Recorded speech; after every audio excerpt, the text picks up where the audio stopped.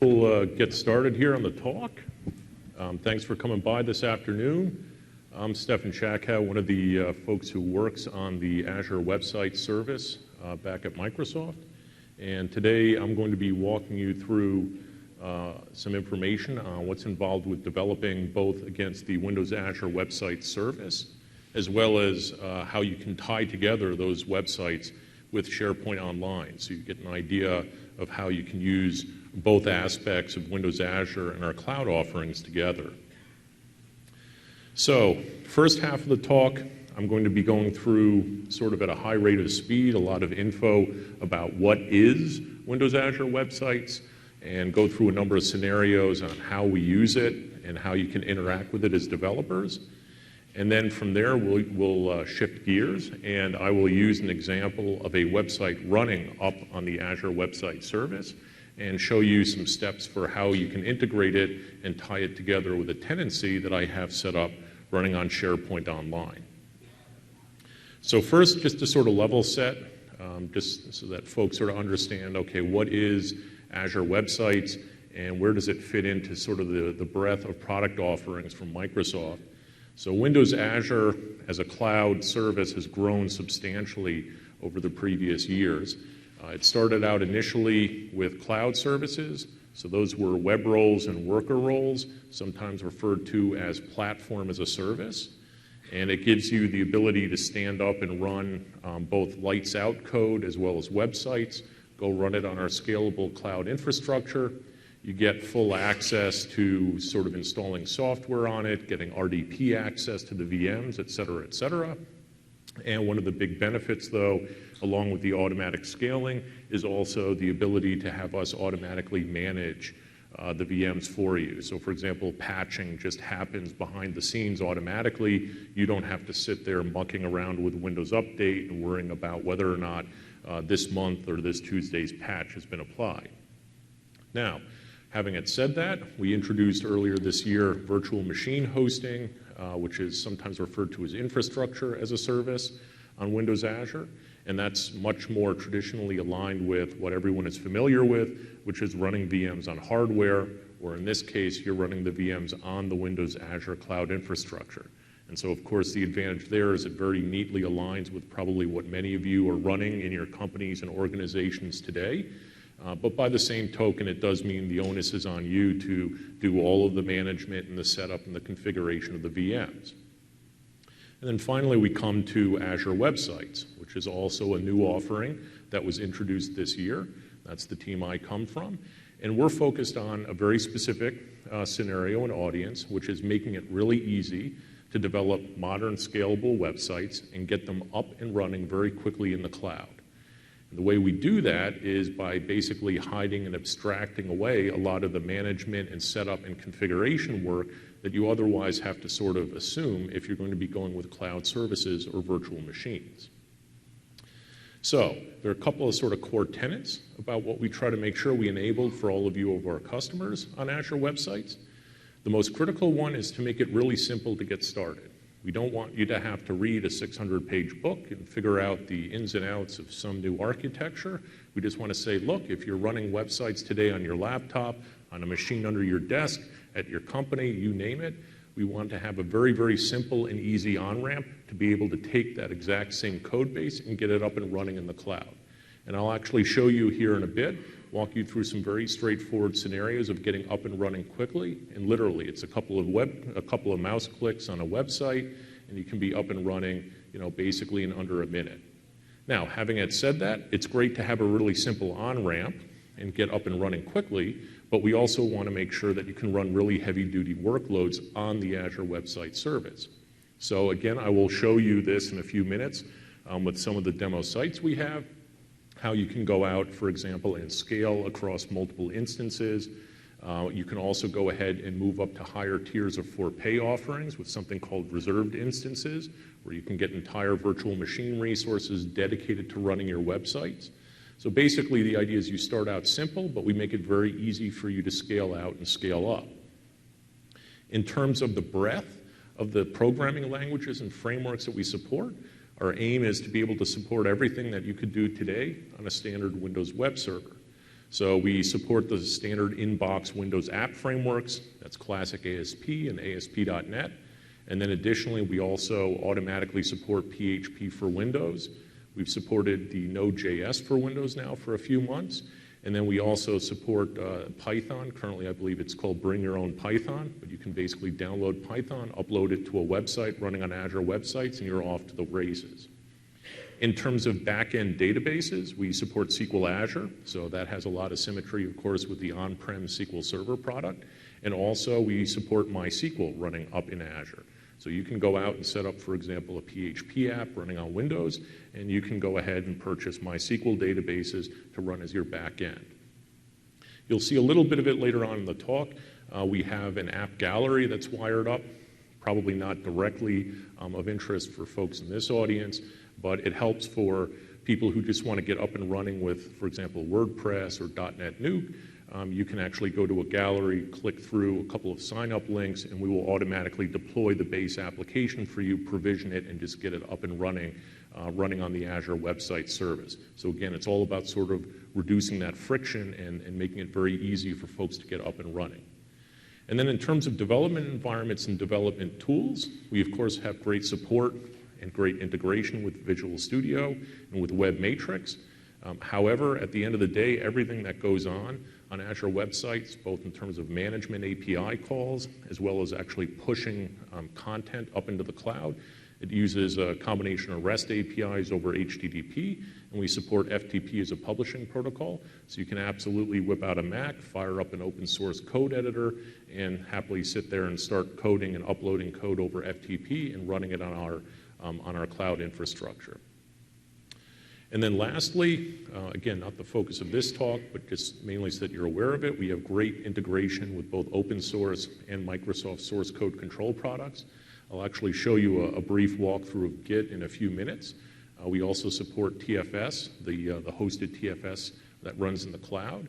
What's great about that is, again, if you have a more rigorous development process where you put your code under regular control and you want to build and then release it up into the cloud, you can do that using both TFS and Git. And then also, again, in a few minutes I'll touch on it, we do collect a lot of logging information and diagnostics information as your sites are running. So you do have access to, for example, W3C HTTP usage logs that you can pull down yourselves and do all kinds of slicing and dicing and analysis on.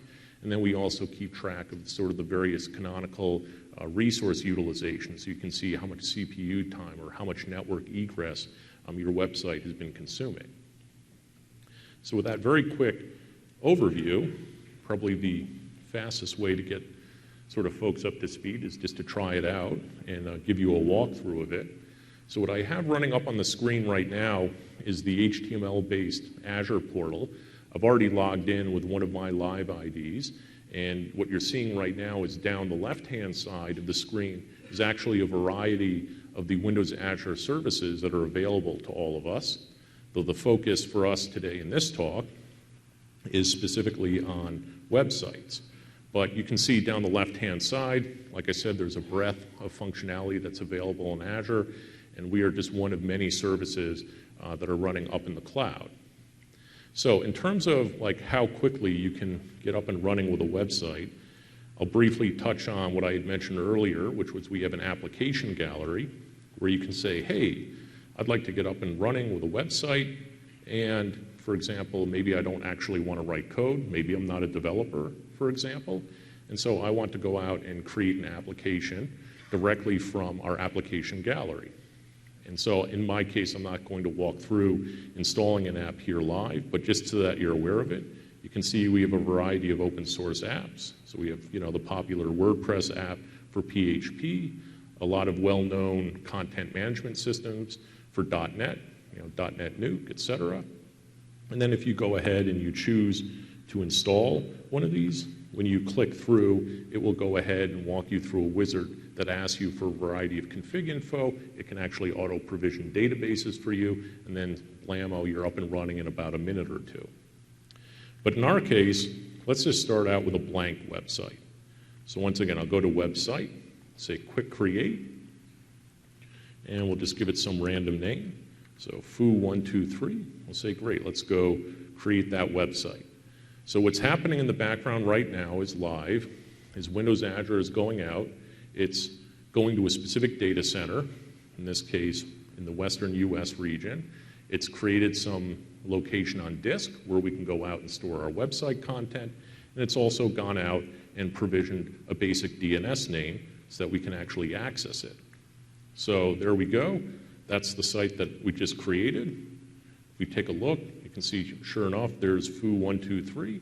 And by default, we create you under the Azure Websites.net domain because that's our subdomain that the entire Azure Website service runs under. So, great. I've got a blank website, but that's not particularly interesting. So, what I'm going to do is click in to one of the pages where I can scroll around and do some management tasks. And again, I'll be sort of popping around some of the different features here in the portal, but for now I just wanted to call your attention to what's here on the right-hand side of the screen. And you'll see that, for example, if we purchased hosted TFS in the cloud, we could actually hook up a TFS-hosted project to my website and be able to do things like deploy directly from TFS in the cloud right into the Azure Websites infrastructure. In my case, just because there are a couple of fewer steps up front, I'm going to use the open source Git product. And I'm going to say I would like you to go out and configure some things for my site so that I can make use of it with Git. And so, okay, it takes a few seconds. Again, it sets up some extra directories up in the cloud because those are used as repositories for Git. And the thing I want to copy and paste out here of the browser is the special URL that I need to be able to hook up my client here on my laptop and go connect to Git in the cloud. So I will now say git remote add, give it a name, and I'll pop in that URL. So I'll go paste that in. And now what I should be able to do is go push what is my very rudimentary website sitting here on my laptop and push it in real time up into my website that's running in the cloud.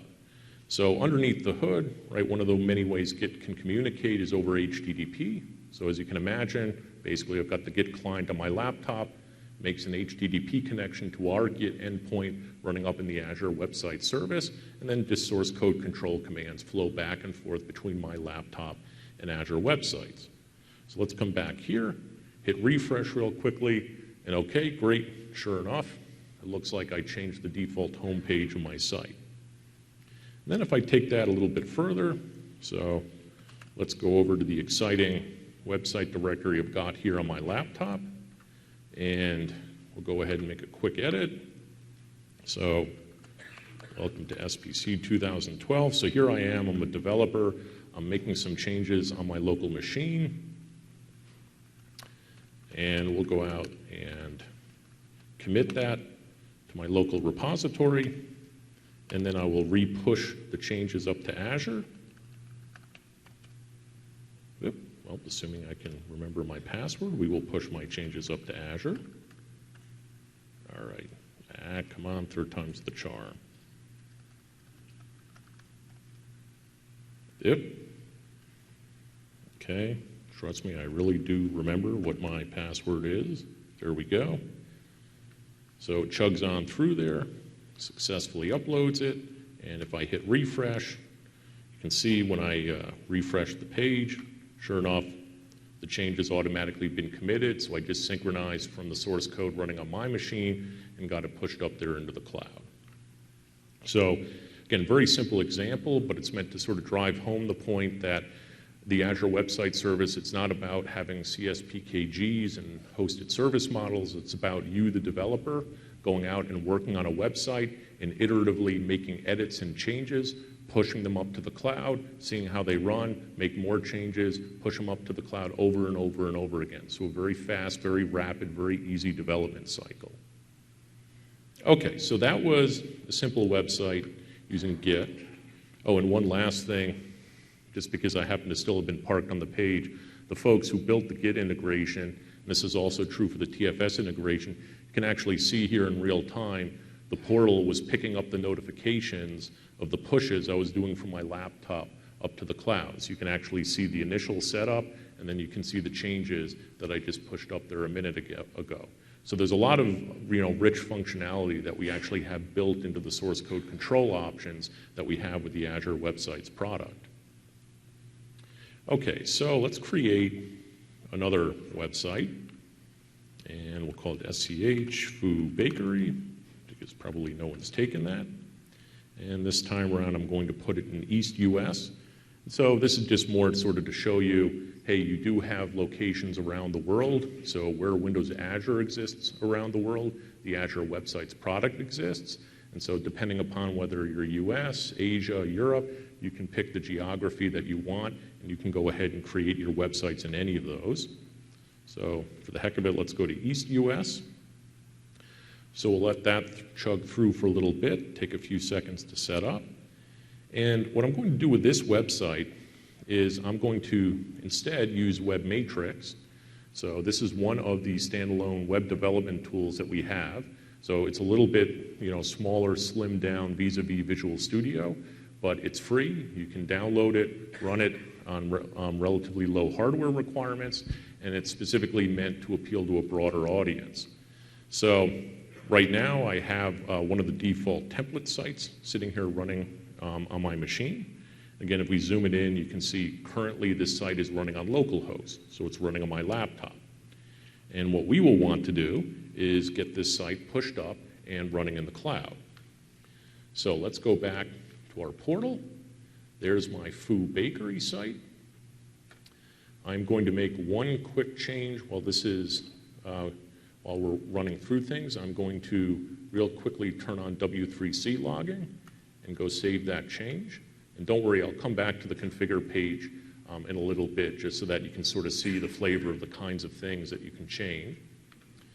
And then I will come back to my primary page. And what I want to do this time around is you can see here on the right-hand side, there's a link called Download Publish Profile.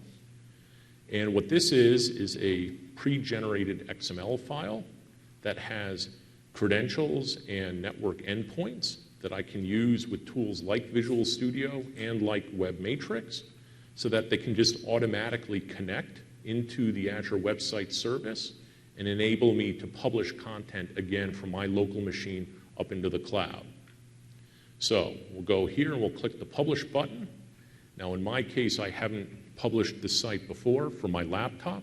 So the first thing Web Matrix asks me is, hey, you got to give me some info. And I can actually, for example, sign up for Azure Websites from scratch if I wanted to from here.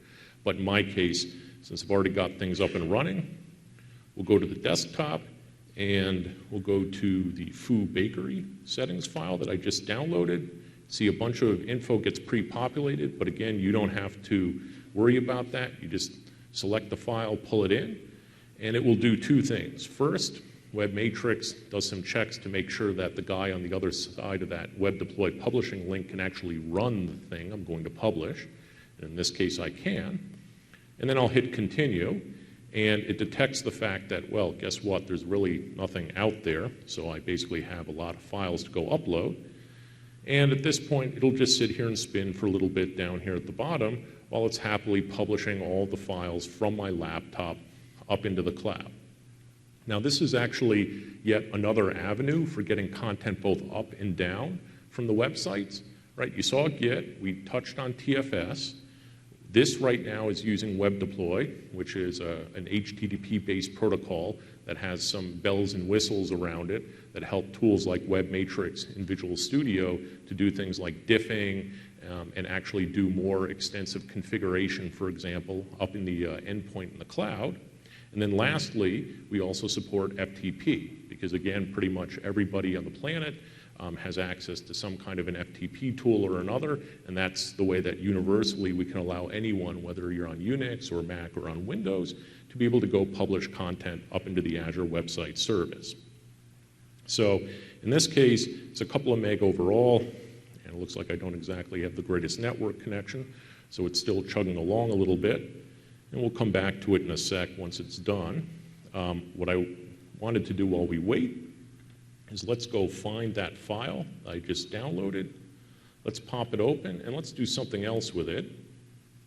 Let's also get myself set up so that I can go use, in my case, FileZilla, an open source FTP tool.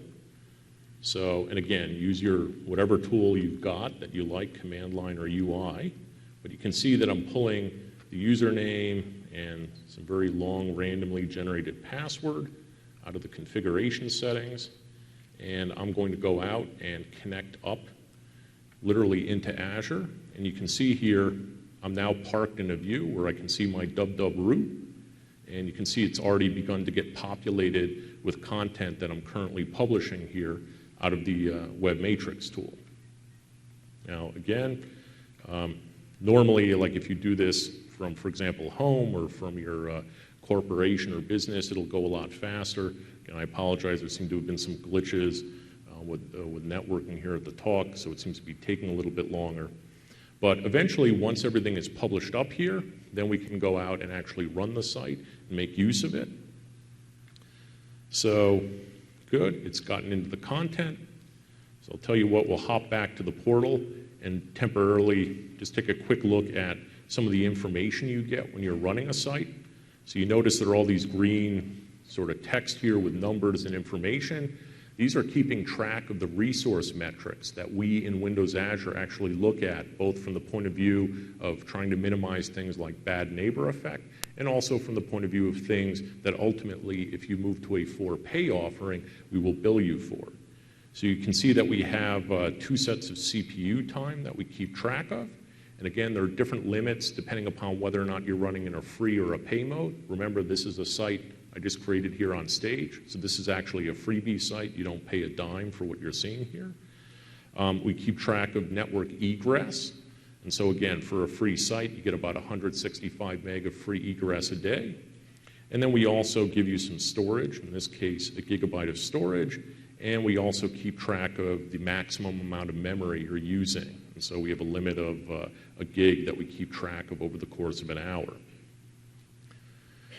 So let's, again, take a quick peek back here at Web Matrix. All right, excellent. Looks like the publishing is completed.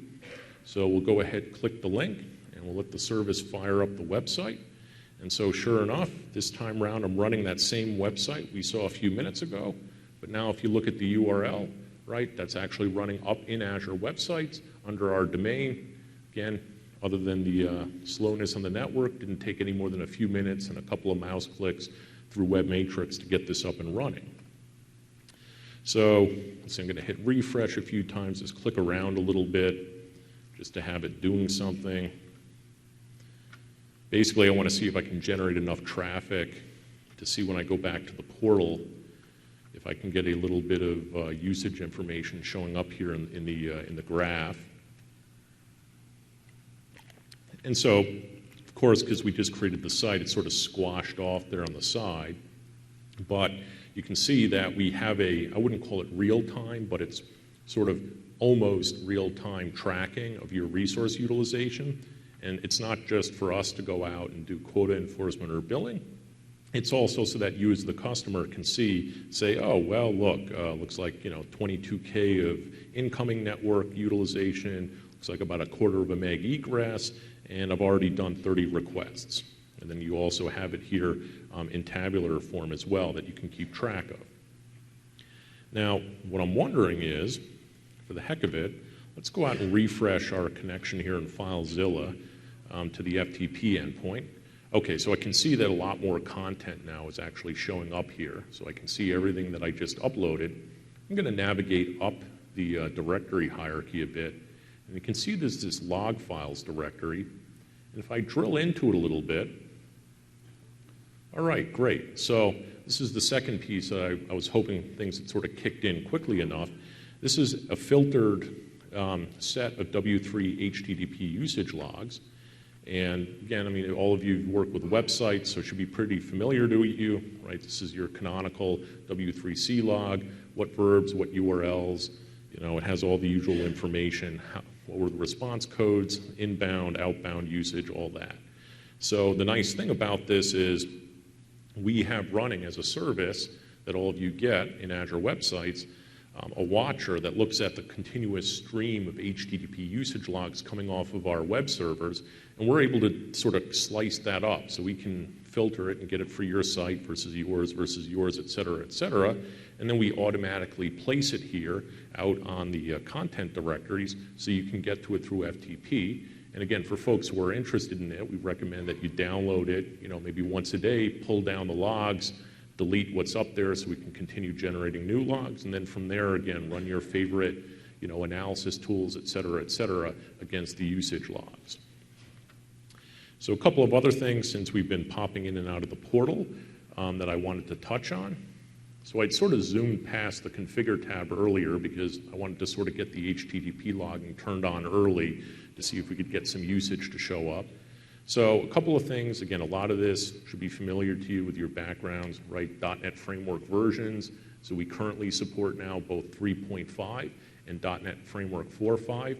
A few weeks ago it was only 4.0, but we didn't upgrade to bring it up to date with 4.5. So you've got the two major frameworks available.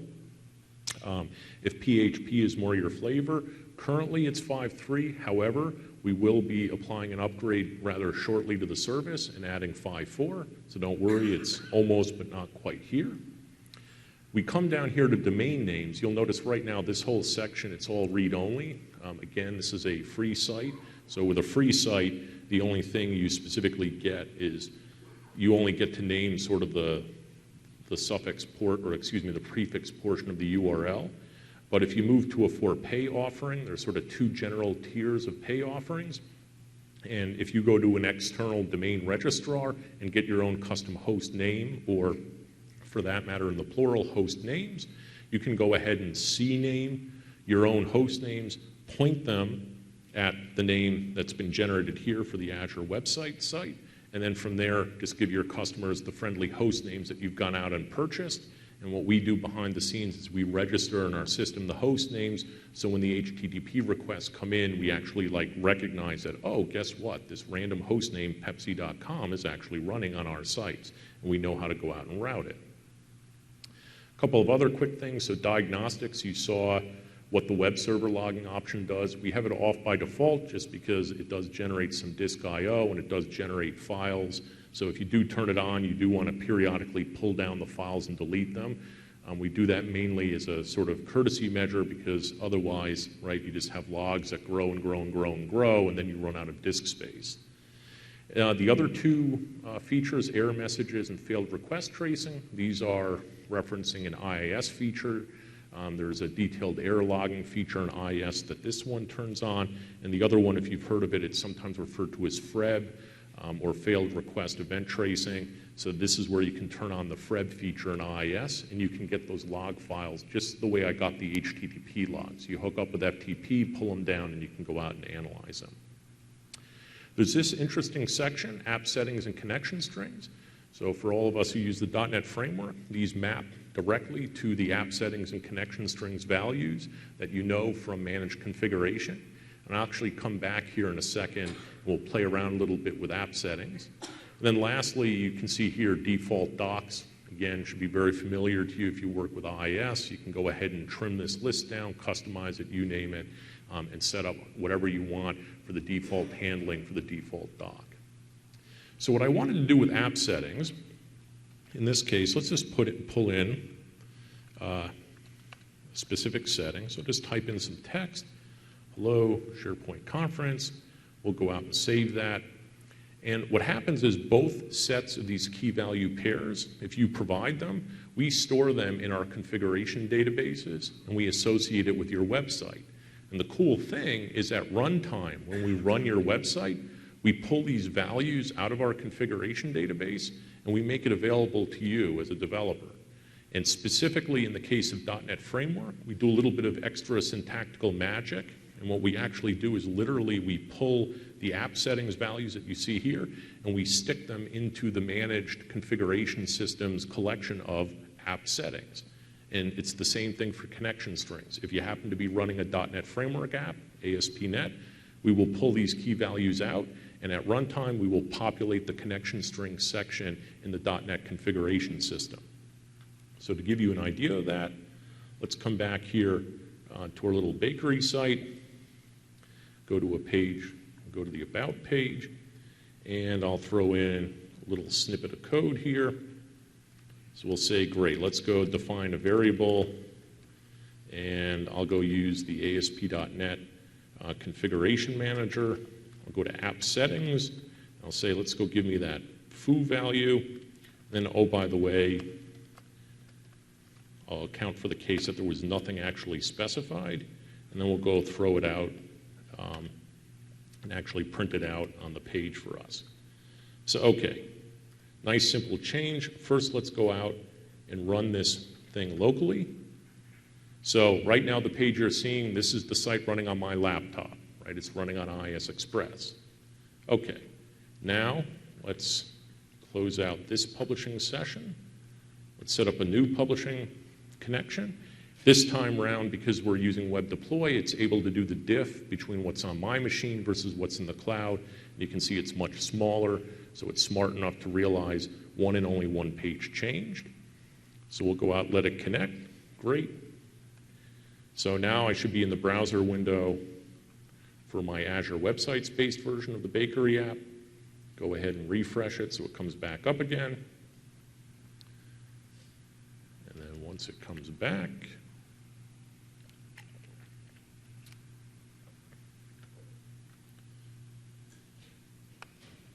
okay, tell you what, let's try that one more time. And we don't need the localhost version. Okay, so there we are, and let's click About Us. And you can see this time around, it automatically pulled the value out of our configuration database. And it's basically as simple as that. One of the things we sort of expect developers to use this feature for is, for example, if you have like connection strings, connection info to various assets up in the cloud, maybe blob storage connection strings, SQL Azure connection strings, things like that. One of the great things about this is, A, you don't have to worry about rigging it through your build system or your build environment and sort of tearing your hair out and saying, oh man, that website that I'm pushing up to Azure, did I remember to put the right values in web config? Go ahead and put the values in there in the portal, and we'll make sure they're the correct ones every single time. The other nice thing is there's a side security benefit, which is, like I said, at runtime, we're doing something on the fly to make these values visible to the .NET framework. We don't actually write it to your web config file. So if you're concerned about, it's a secret, and for example, maybe you have compliance requirements where there are questions about like, well, why are you putting maybe a blob connection string inside a web config? You don't have to. You can put it into our app setting and connection strings up in the portal. We actually store it as encrypted values in our databases, so we store it quite securely, and that way it never actually shows up in the contents or in the file system of your web app. Okay, so we've gone through a couple of different ways of working with the apps in Azure Websites. Probably the last thing I should actually touch on here are our scale capabilities. So you can see here the site, the Foo Bakery site I just created. It starts out in free mode by default. Even for running in free mode, we do have the ability to increase or decrease the number of instances that we're willing to run. And what this means is that, for example, if I set this to running 3 instances of this bakery site, we will actually, behind the scenes, as sort of the load goes up on the system, we will spin up 3 worker processes on 3 completely different pieces of hardware and run your site. Now, having said that, for the free tier, it's not particularly useful simply because you would probably, if you were actually running like that much load that you could cause us to spin up 3 instances, you'd probably end up hitting like your network egress quota or maybe your CPU quota. But it becomes a lot more useful when, for example, you go to either the paid the paid tier that's called paid shared, or you move up to reserved. So let me touch on what's involved with these. Shared, as the name implies, it is a for-pay feature, but you are running on a same set of shared servers as everyone else.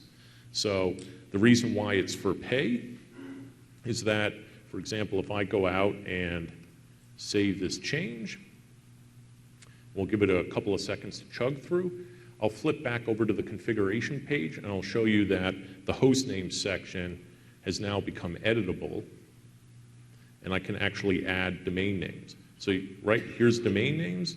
If you look down here in the toolbar, the ribbon bar at the bottom, I can now click on the Manage Domains button, And I can go through, if I actually had domain names set up with an external registrar, I could register one or more CNAMEs and have those pointing back here to my site running on Azure websites. So that's actually one of the motivations for running in paid shared mode. Another motivation for running in paid shared mode is that when we go to the resources that are available, so what we saw on this page, you might not notice it, it's a little bit subtle, but there's actually fewer bars showing here. Specifically, the network egress resource bar just disappeared.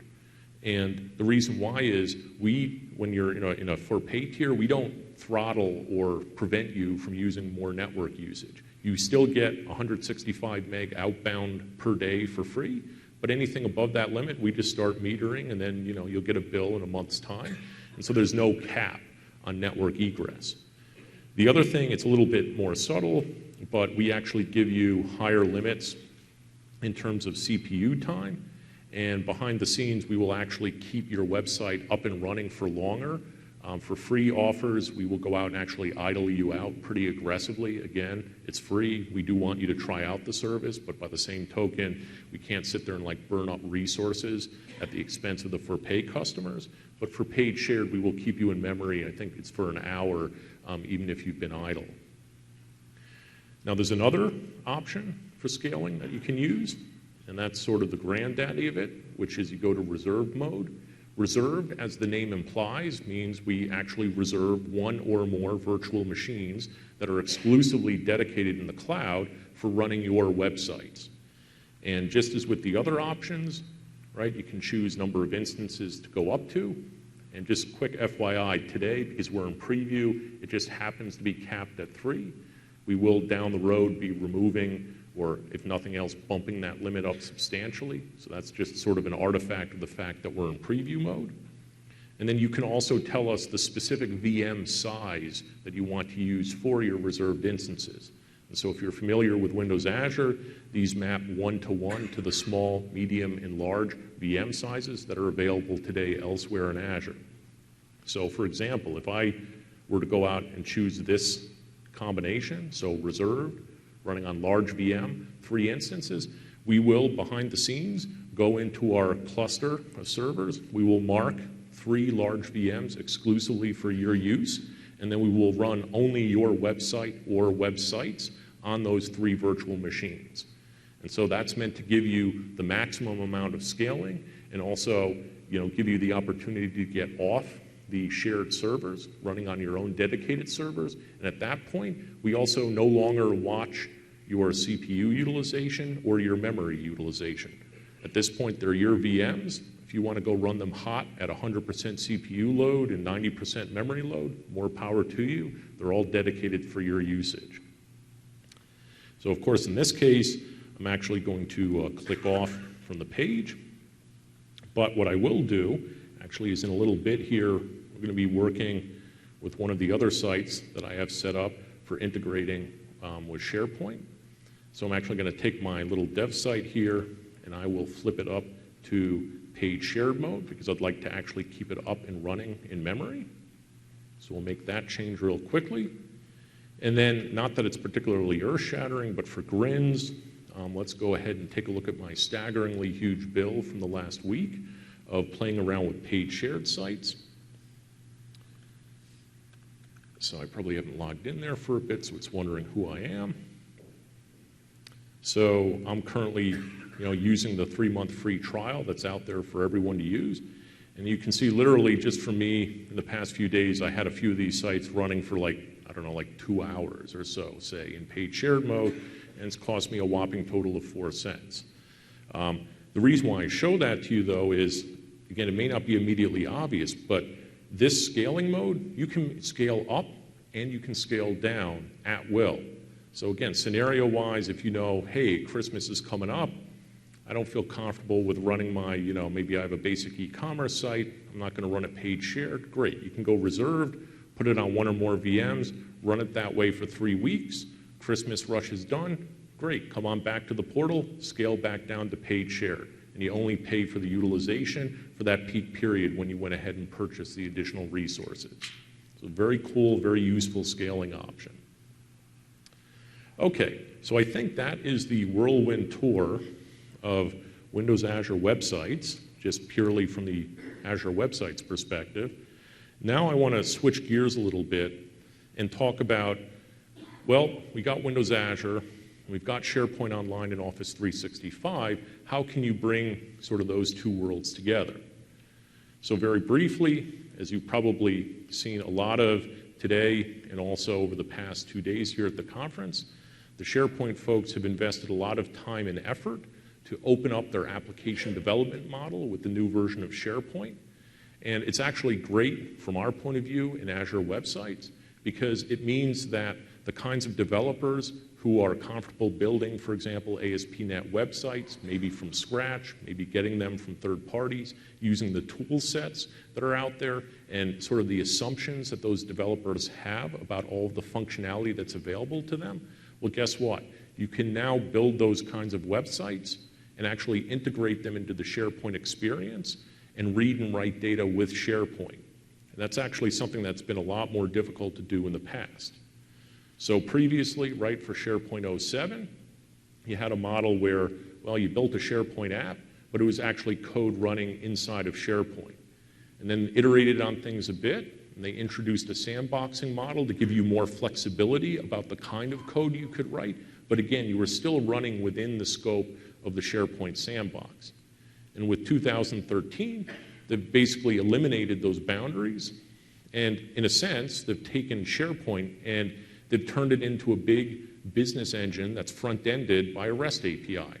And I shouldn't say a REST API. I mean like a bunch of functionality exposed through REST endpoints. And at that point, right, it's a bunch of APIs. Anyone can call them. You can go ahead and do all kinds of interactions and call all kinds of functionality inside of SharePoint 13 using their REST interfaces. And so for us in Azure websites, that means you can go out and build and deploy websites, go run them up in Windows Azure, hook them up to SharePoint, and start reading and writing and trading data back and forth between your completely custom-built website and SharePoint. So what does that mean sort of formally in terms of the terminology of the app models? What we're going to talk to here today is the one on the bottom, the provider-hosted app model. That's the model where it's you bring your own website, develop whatever you want, write whatever you want. You go ahead and you register the site with SharePoint, and then from there you start using the development tools that are available in Visual Studio to provide the hooks that make your site visible inside of the SharePoint UI, and then furthermore, write the code inside of your website that can call into and interact with SharePoint. Now, the other two models, probably all of you are familiar with the SharePoint hosted model. Auto-hosted is another new model that's been introduced with the new version of SharePoint. There was actually, I think, a talk yesterday from one of my peers up in Redmond, Maxim, on the auto-hosted apps. Auto-hosted apps it's a lot like provider-hosted in the sense that, once again, you can write whatever kind of web code that you want. You can have websites that render whatever you want.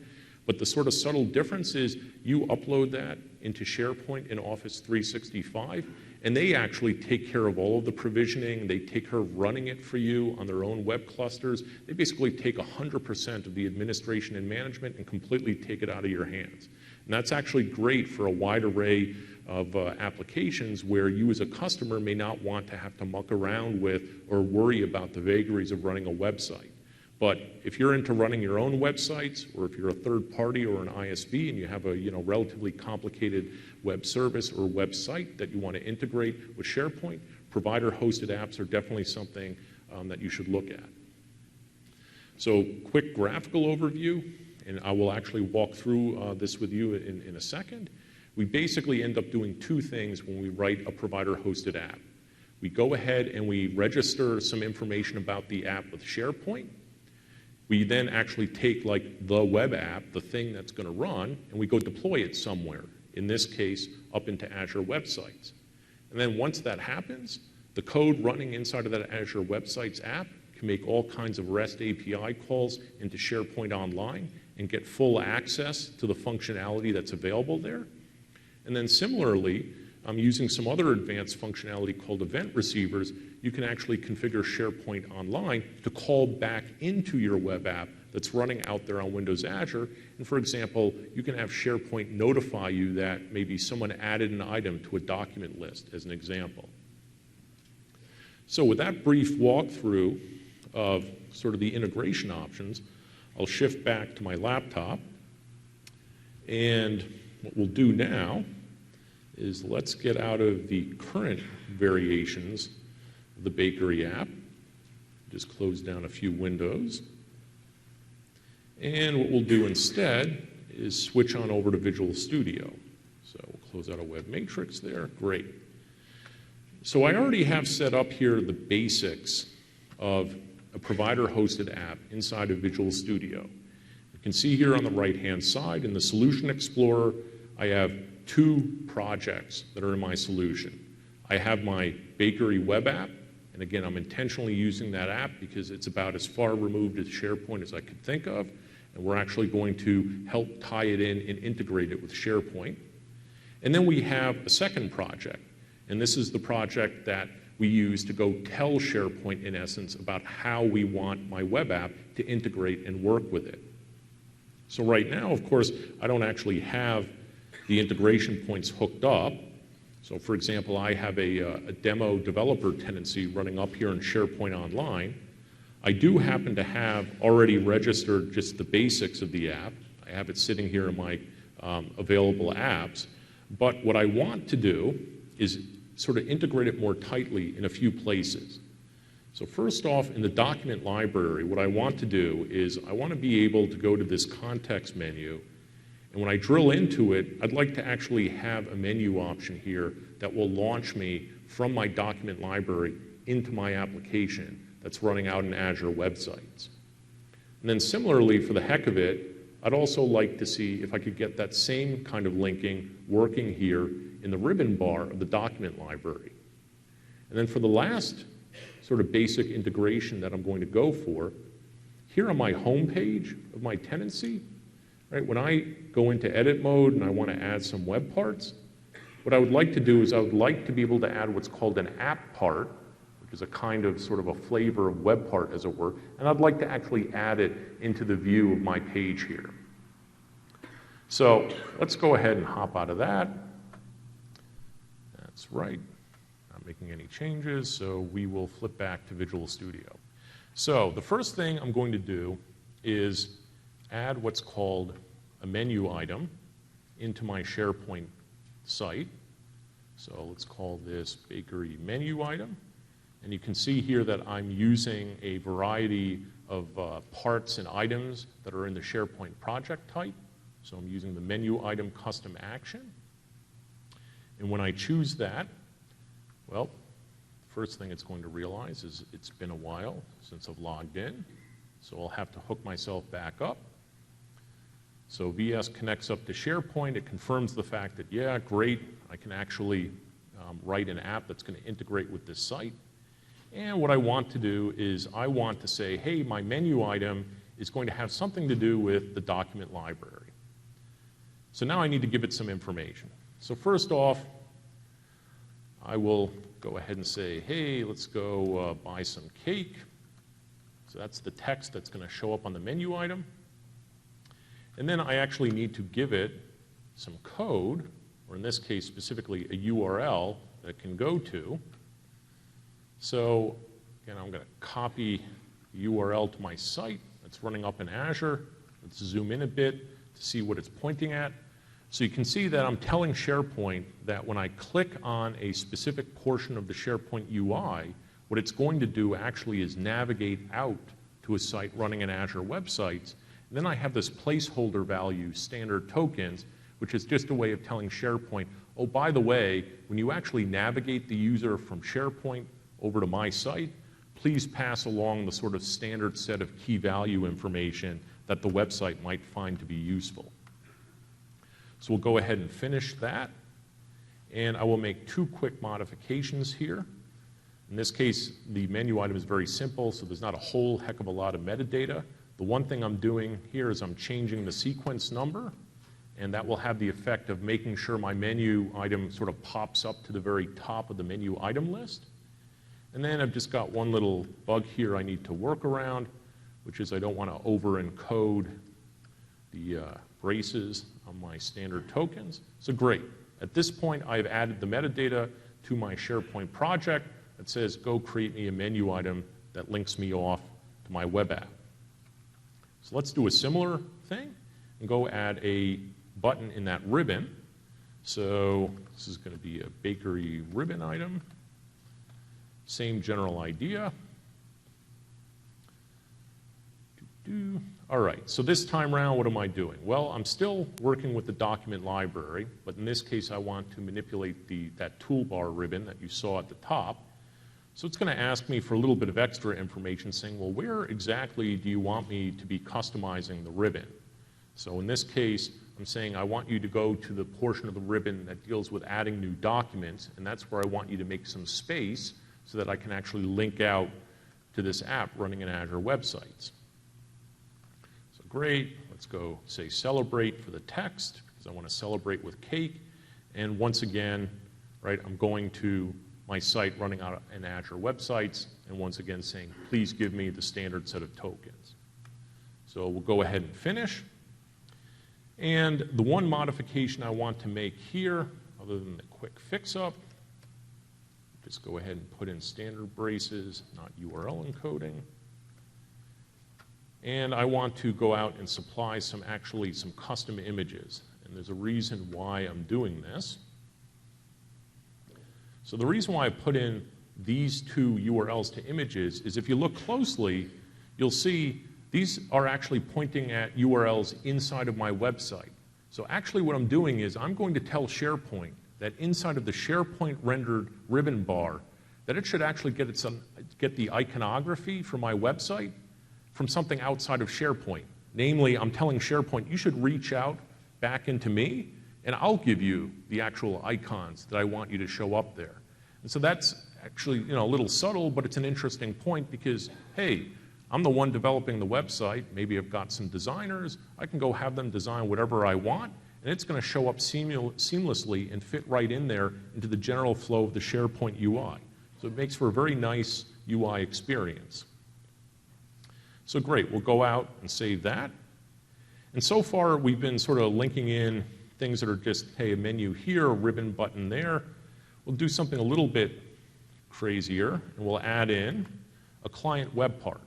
Now, a client web part it's not like a full-blown web part that's inside of SharePoint where all the definition and the functionality is inside of SharePoint.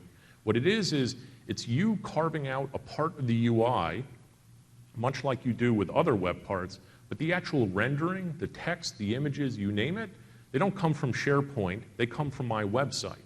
And sort of what it's called or referred to sometimes as a client web part or sometimes referred to as an application part. So, okay, I think I want to call this app part bakery. So go out and add that. And in this case, I have a slightly different URL that I want to pop in. So go ahead and pop that in there and take a quick look at it. So you'll notice this time around, instead of pointing at just sort of like the home page of my site, I'm actually pointing at a specific page in my site that is going to render information, and that info is going to show up very seamlessly inside of the SharePoint UI as if it were just another part of the overall rendering that SharePoint was creating for you. And again, we'll go ahead and say, please give me the standard tokens. So, okay, a couple of things here we want to tweak up before we quickly put together some code for it. So let's see, title looks pretty boring, so this is actually going to show up as a piece of link text inside of SharePoint. So I'll give it something nice, Fourth Coffee, because that's the name of the mythical coffee site. And we'll give it some text, so when you hover over it, you get some info. And in my case, I'm going to tell SharePoint that the content I'm providing is going to be specifically 150 pixels wide and 150 pixels high. So it's now, of course, incumbent upon me as the website developer to make sure that the output of this CSHTML page actually renders cleanly within that screen real estate. But that's okay. We've got that covered. So I'm going to in VS now switch over to my web project, and we will add an HTML, actually a CSHTML page, and I think we wanted to call it, is it app part CSHTML? So we'll go out and add that. And again, just in the interest of time, because it would take me forever and a day to type this stuff, we'll pop in a very simple custom rendering. So in this case, I'm just going to emit a pre-built, in my case, an image that's 150 pixels wide, 150 pixels high. However, to drive home the point, this is a CSHTML page, aka Razor syntax from ASP.NET Land. You can go ahead and write whatever you want in this page. You can render whatever you want, and it will get written back and show up right inside of SharePoint.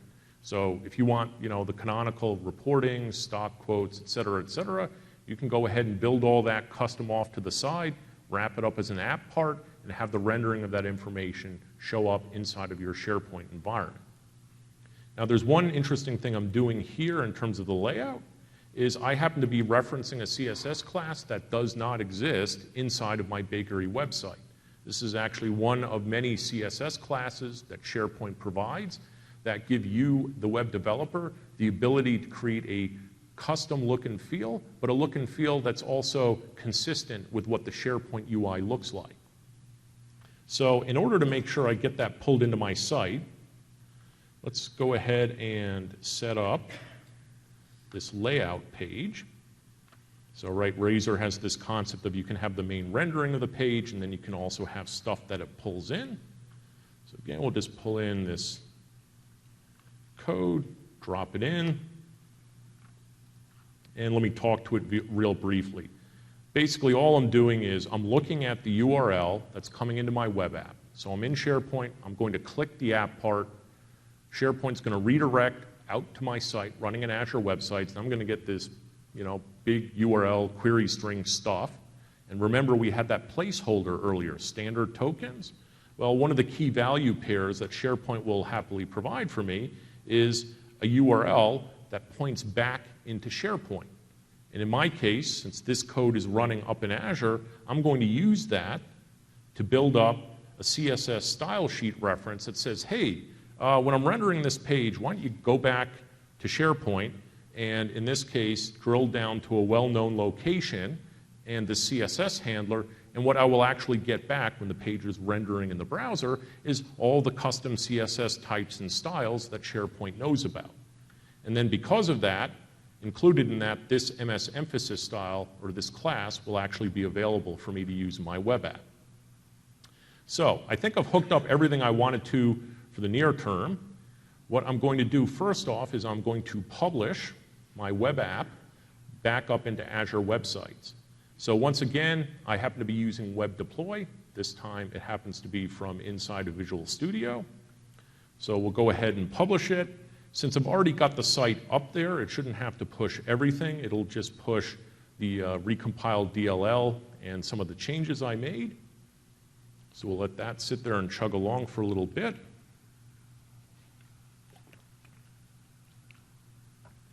And then once that actually completes, we will shift gears and go over to the SharePoint portion of the solution and update that inside of SharePoint.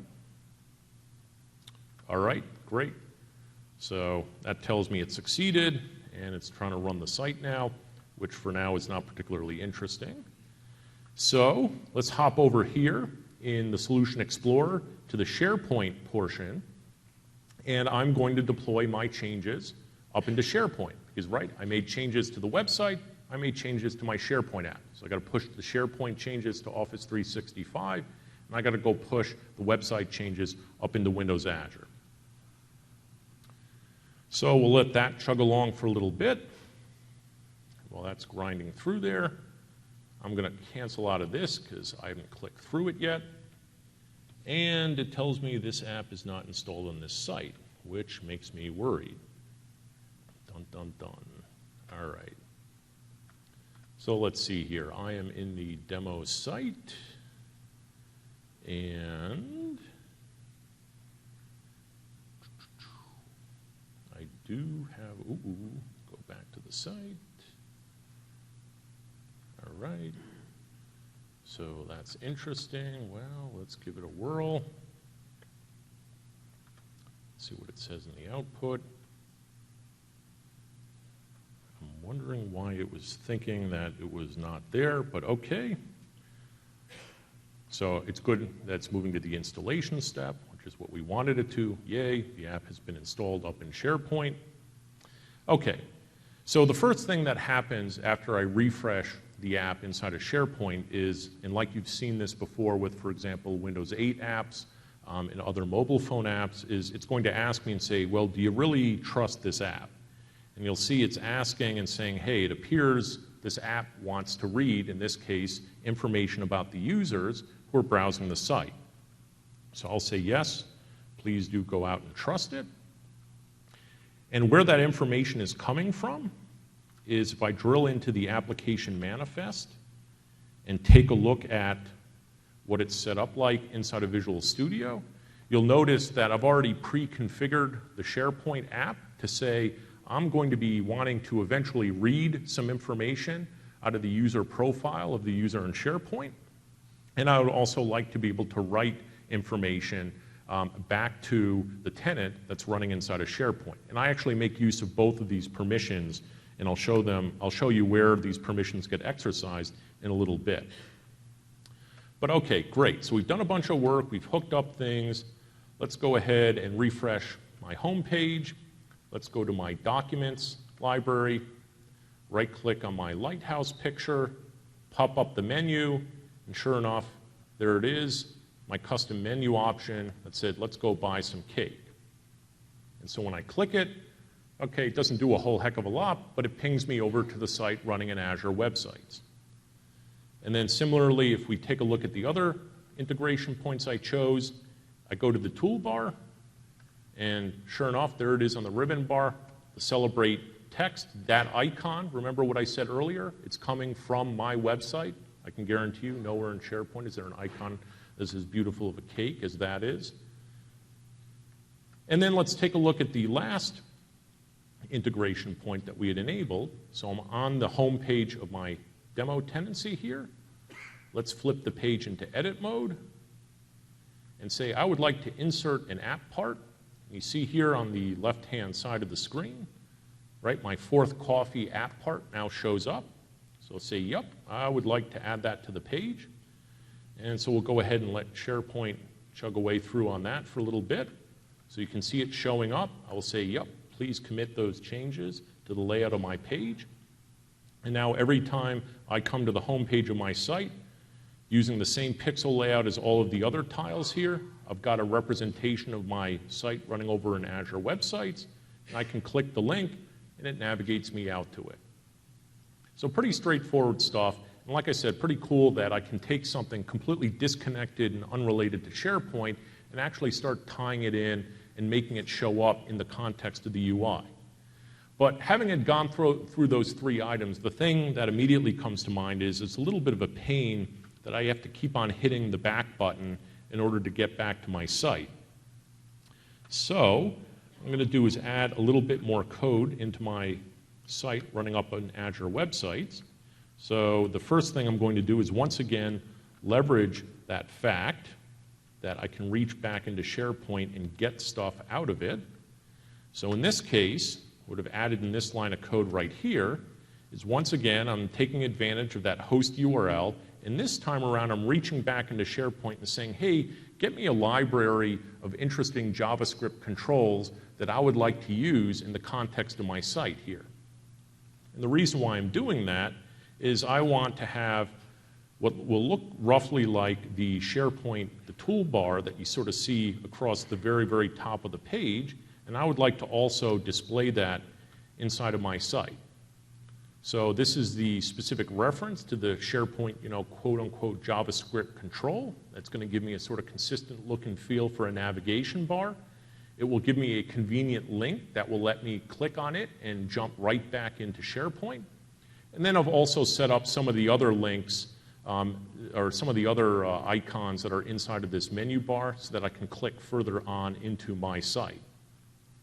Now in my case, since all of the changes I just made are only to the web app, I will only republish the web app.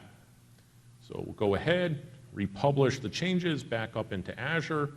Again, give Web Deploy a few seconds there to chug through and detect the changes. Go ahead and run the site. Of course, every time I update the DLLs, it's got to bounce the app domain, which is why there's a little bit of a pause. Okay. So, great. The site's there, but I'm not seeing my menu bar. Well, the reason why is I need to actually be clicking through to the site starting out in SharePoint. So here I am in SharePoint. Please bring me over to my bakery site. And you can see right up there on the top, it went ahead and popped in sort of consistent look and feel toolbar coming from SharePoint. I've got some of the icons where I can click other menu selections and go deeper into my site. And finally, I can just very quickly say, great, I would like to go back to my SharePoint site. So I no longer have to worry about going forward, backwards. I can just happily and seamlessly move from my SharePoint site into my site running over in Azure, and then happily hop right back again. So nice, clean, consistent navigation flow for my customers. All right, so the last thing I want to do to sort of tweak up this bakery site is actually have it read and write some information with SharePoint. So far we've just been doing sort of things that tell SharePoint, hey, the site's here, hey, let me get to it, but I'm not really, for my website, reaching into SharePoint and doing anything.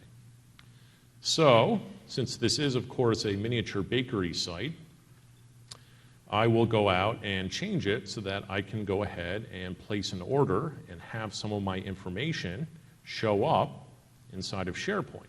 So the first thing I'm going to do is drop in some code that the developers gave me. It's just sort of boilerplate code. I'm not going to walk through it in detail, but the long and the short of it is it's a helper dictionary for storing the OAuth access token information for each authenticated user that's coming to my site. So each time a different user comes in, I'm going ahead and sticking some of that token information into a little dictionary I have running inside of my website. Now, the reason why I'm doing that is that ultimately, for me as a developer, to be able to call from a website back into SharePoint, I need to be able to authenticate to it. Right? It's one thing to go out and just sort of click links and move back and forth. It's a completely different thing, however, to actually reach into SharePoint and say, give me some data. So with that OAuth token that I'm storing for each incoming user, I use that to construct a SharePoint client context. And as the name implies, right, like if you've worked with Entity Framework or OData, things like that, you have context, query context, things like that. So I'm basically using the OAuth information for the logged in user in SharePoint to build up a client context, and then I can go ahead and tell that context what kind of read or write operations I would like to perform on behalf of that user back in SharePoint. And what I'm doing here is I'm saying, hey, on behalf of this user, I actually want to go back into SharePoint, and I would like to get information about that user. So right here, I'm exercising that permission that I specified and showed you a few minutes ago that says, please grant my app the right to read information from the user profile. And then all I do with it is after the query completes, I say, great, I'd like to get the user's email address.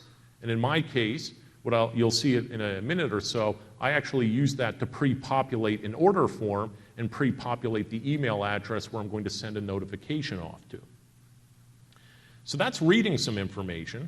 The second thing I'm going to do is after I've processed the order on my miniature site, I'm going to go out and write some information back to what's called the social feed for the current user in SharePoint. So what I'm going to do is, again, using a helper I have for manipulating the RSS feed back in SharePoint, I'm going to call back into SharePoint, and I'm basically going to say, hey, you ordered this product, and I'm going to give you a nice link to the pictures and some text, et cetera, et cetera. But it's just a simple example of my site running over in Azure, reaching into SharePoint and saying, hey, here's some data I need you to go store on behalf of this user. So we'll go out, save those changes. Again, the only thing I've changed is my site running in Azure. So I will just republish it. So once again, give it a little bit of time to first chug through and publish it up to Azure, and then recycle the site and bring it back up.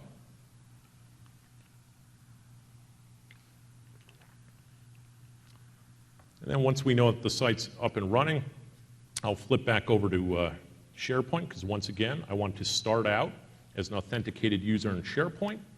We will navigate into my bakery app. And great, let's go get something tart, like a lemon tart. So the first thing that you'll notice, right, I just pre-populated the email address text box here. So that was the first part of the handshake. My site did an auth authenticated call back into SharePoint, said for the person who's currently clicking around on my site, get me the email address out of their user profile. So, great, we're going to go out and have some lemon tarts on the front lawn, because that's a great place to have them. And when I hit this checkbox right here, that's the code I have in my app that says, please go out and write some information back to my social feed in SharePoint, letting everyone who's following me know that I just went ahead and ordered some items. So let's go back into my SharePoint site and go over to my social feed. So pull up the About Me page. And sure enough, there's me, Mr. Koala, who just got some lemon tarts that are going to be delivered on the front lawn.